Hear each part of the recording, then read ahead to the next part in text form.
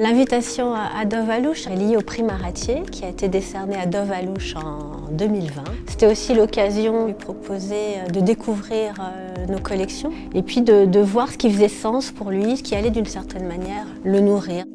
C'était le sujet lui-même en fait qui m'intéressait, la mer morte. Et du coup j'ai eu une visite guidée qui était orientée sur le sel et le sucre, qui était absolument délicieuse. Et il se trouve qu'il y a peu de choses, il y a peu d'archives sur la mer morte en fait. La mer salée, au sein des collections, les quelques photos, dont celle de Bonfils.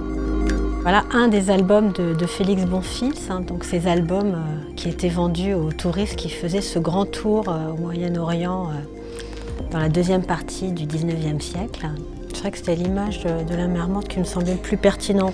Et on a vraiment une impression de mer miroir, quoi. Quand on pense à la mer morte, on pense à son évaporation. C'est des milliards de mètres cubes par an, c'est 1 mètre de recul chaque année. Et surtout, on pense au sel. Ce qui m'intéressait, c'était de créer une sorte d'adéquation entre le support, les sels d'argent, et le sujet lui-même.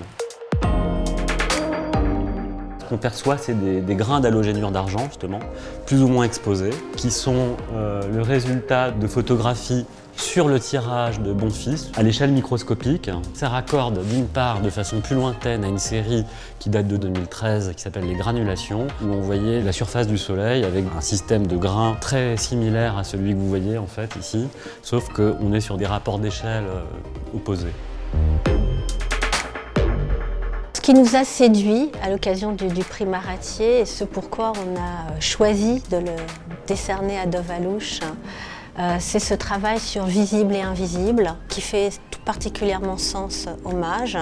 Vous savez que dans le judaïsme, on a un rapport très particulier à l'image, un rapport fait de retenue, de distance, que par exemple la Torah ne comporte jamais aucune image. Et donc dans cette recherche que faisait Dov, d'essayer de donner à voir ce qui n'a pas de corps, ça ouvrait une nouvelle voie à l'intérieur du parcours des collections.